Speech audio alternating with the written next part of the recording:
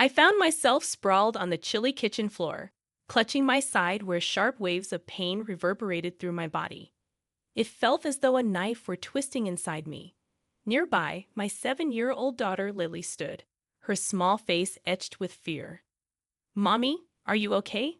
Lily's voice quivered, barely above a whisper. Despite the agony, I attempted to sound reassuring. "I'll be fine, honey, just a bad stomach ache," I lied, masking the severity of my pain. Footsteps echoed through the hallway, and my husband David appeared in the doorway. His expression was one of annoyance rather than concern, suitcase in hand for his upcoming trip. "What's going on, Evelyn? Why are you on the floor?" David asked, his voice tinged with irritation. "I think it's appendicitis, David. It's really bad. We need to go to the hospital." I managed to gasp out, each word punctuated by pain. He scoffed at me, dismissing it as an overreaction. "Appendicitis. You're probably overreacting. It's likely just indigestion," he retorted. "But David, I really think—" My words were cut off by a sharp jolt of pain, causing me to wince. David checked his watch, impatience palpable. "I can't miss this trip with Rachel. Just call a taxi or something." I couldn't believe what I was hearing. "David, I can't even move. Lily's here. I need you," I pleaded, desperation lacing my voice. He shook his head, unmoved. "I'm sure it's nothing. Call if it gets worse." With that, he left, his suitcase trailing behind him. Alone in pain with Lily, her small hands found mine, her tears mirroring my own. "Mommy, don't be sick. You have to be okay," she pleaded. Gathering what little strength I had, I pulled Lily close. "I'm here, darling. Mommy's here." With David out of the picture, I knew I had to take action. Shaking hands fumbled for my phone, and I dialed the only person I could count on, my brother Michael. The phone rang, its sound echoing in the quiet kitchen. "Hello." Michael's voice was a beacon of hope. "Michael, it's Evelyn. I need help. I think it's appendicitis. I can't move, and Lily is frightened," I said, each word a struggle. There was a brief, stunned silence, then Michael's voice, steady and strong, came through. "I'm coming right now.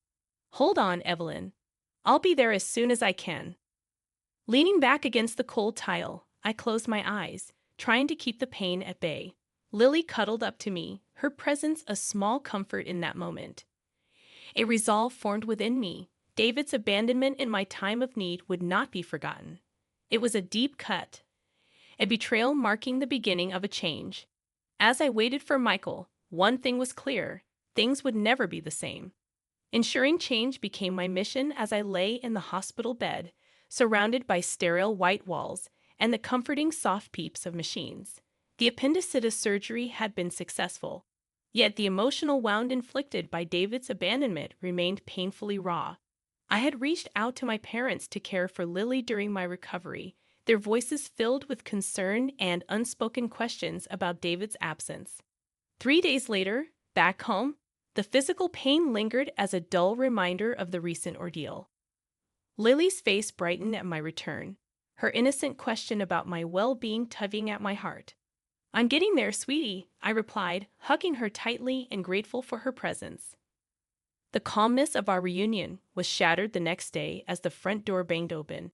David and his sister Rachel stormed in, their voices raised in frustration. David's accusation about the inconvenience of not being picked up reverberated in the living room. I felt a surge of anger at his audacity. "Welcome back," I said coldly, meeting David's gaze with a glare. His surprised pause indicated he hadn't anticipated my icy reception. Even Rachel seemed taken aback by the tension in the room. "What's with the attitude, Evelyn?" David demanded. Unable to hold back any longer, I unleashed my pent-up frustration. "While you were off enjoying your trip, I was in the hospital," I said, my voice steady but seething with anger. "And you, Rachel, always demanding David's time without a thought for his family."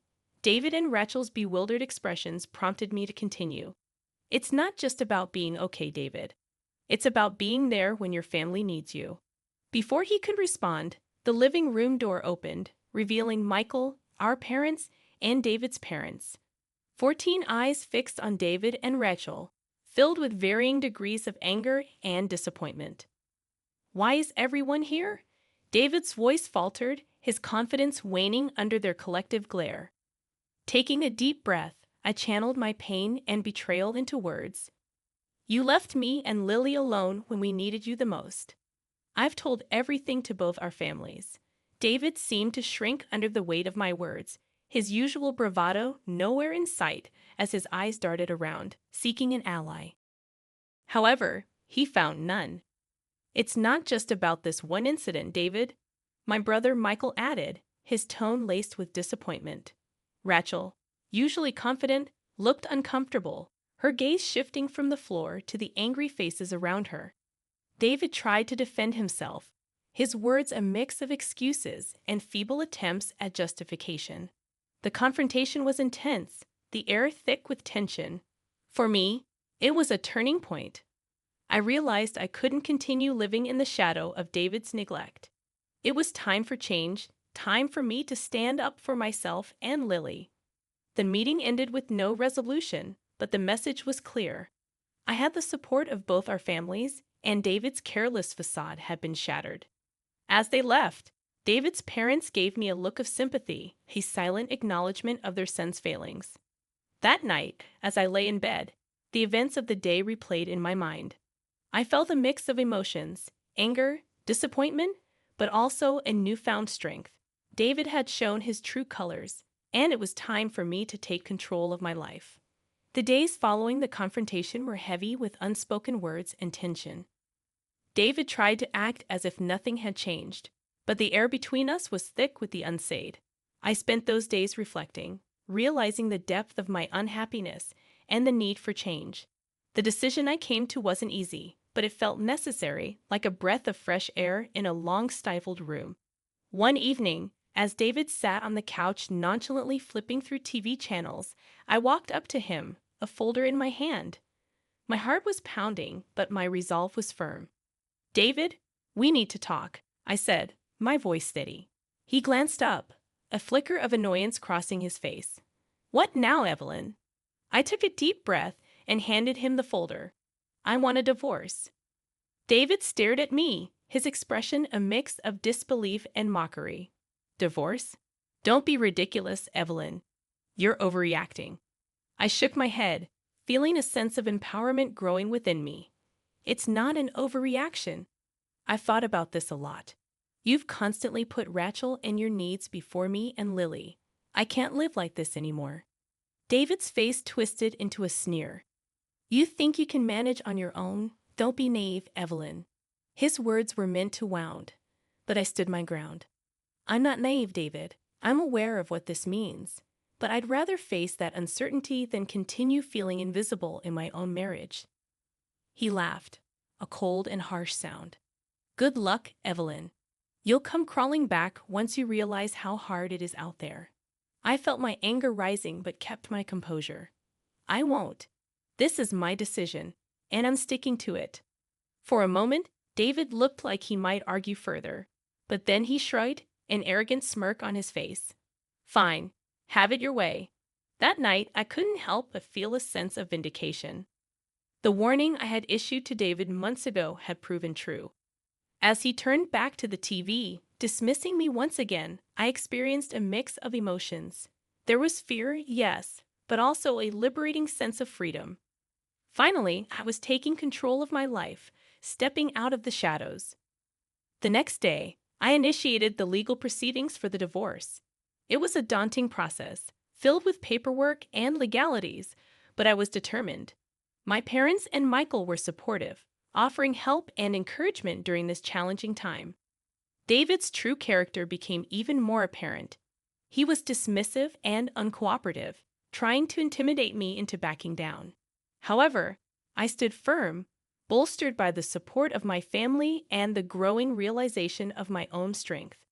As the days passed, David's facade began to crumble. The charming, confident man I had married was revealed to be selfish and manipulative, his true colors exposed for all to see.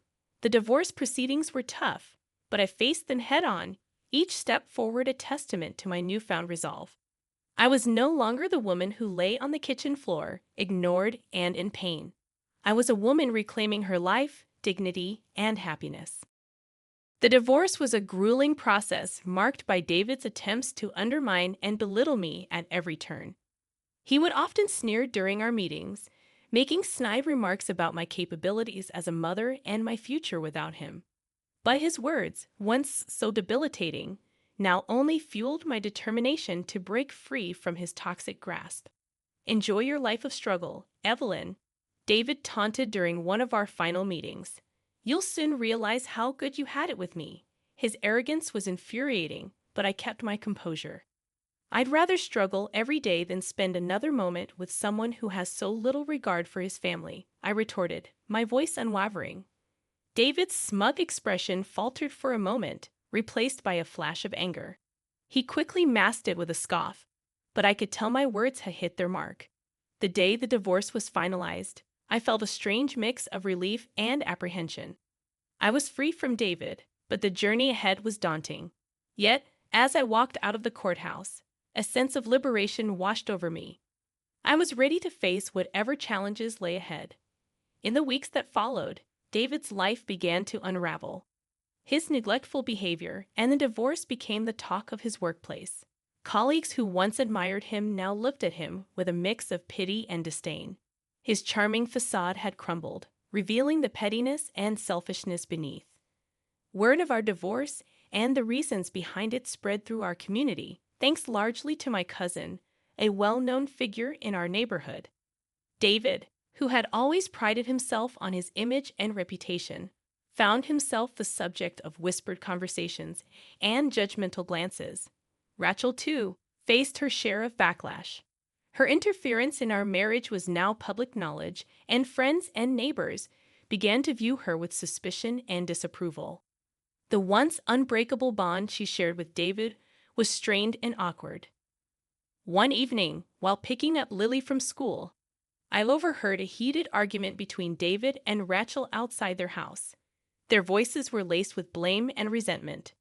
"It's your fault we're in this mess," Rachel yelled, her frustration evident. "How dare you blame me? You're the one who couldn't keep your family together," David shot back, his voice high with anger. Their argument was a stark contrast to the united front they once presented. The seeds of discord sown by their actions have finally borne fruit, and they were now reaping the consequences. As I walked away with Lily that night, I couldn't help but feel a sense of vindication. I felt a sense of vindication. David and Rachel were finally facing the repercussions of their selfishness. It was a harsh lesson, but one they had brought upon themselves. That night, as Lily slept peacefully in her room, I sat by the window, reflecting on the past few months. The journey had been difficult, but it had led me to a place of strength and self-respect. I had fought for my dignity and for Lily's future, and though the road ahead was uncertain, I was ready for whatever came next. I felt prepared to face it with newfound confidence. In the aftermath of the divorce, life settled into a new rhythm, one that was quieter but more fulfilling. The shackles of my unhappy marriage were gone, replaced by a newfound sense of independence. I started to rebuild my life, piece by piece, with Lily by my side. My first step was to secure a job. The gap in my resume due to years dedicated to motherhood was a concern, but I was determined. After several interviews, I landed a position at a small accounting firm.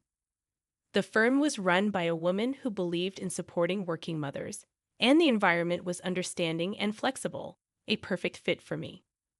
Lily adapted to the changes with the resilience that only children possess. She started kindergarten, her days filled with new friends and learning. Her laughter and chatter filled our home with joy, a stark contrast to the tense silence that had pervaded it before. But the echo of my past with David was not completely silenced. One afternoon, while dropping Lily off at school, I overheard a group of parents whispering, "That's her, Evelyn. Heard her husband left her because he couldn't stand being around her anymore." Their words stung, but I held my head high. The gossip and judgment were small prices to pay for the freedom and peace I now had. Meanwhile, David's downfall continued. His pride had taken a significant hit, and his once spotless reputation was now tarnished. I heard from mutual acquaintances that he had moved back in with his parents, a fact he tried to keep hidden but eventually seeped out. Rachel's situation was no better. Her meddling in our marriage had alienated her from many of her friends. The once inseparable siblings were now barely on speaking terms, their relationship strained by blame and regret. As for me, I found solace in the support of my family. My brother Michael moved closer to us, and his presence was a constant source of comfort. My parents doted on Lily, their love for her a balm to the wounds of the past. One day, while sipping coffee in my kitchen, I reflected on the journey I had taken, the pain, the struggle, the liberation. It had all led me to this moment of tranquility. I had not only survived, I had emerged stronger, more self-assured. The doorbell rang, pulling me from my thoughts. I opened the door to find David standing there, a look of defeat on his face. "Evelyn, I'm sorry. I didn't realize what I had until it was gone." His apology, though late, was a validation of my decision. "Thank you, David," I said, not unkindly, but it's too late. I've moved on. As I closed the door on David and the life we once shared, I felt a sense of closure. The chapter of my life that he had been a part of was over, and a new chapter was beginning. A chapter where I was the author of my own story, free to write my future as I saw fit. Lily's voice called out from the living room, bringing a smile to my face. I walked towards her, ready to embrace the life that lay ahead, a life full of possibilities and hope.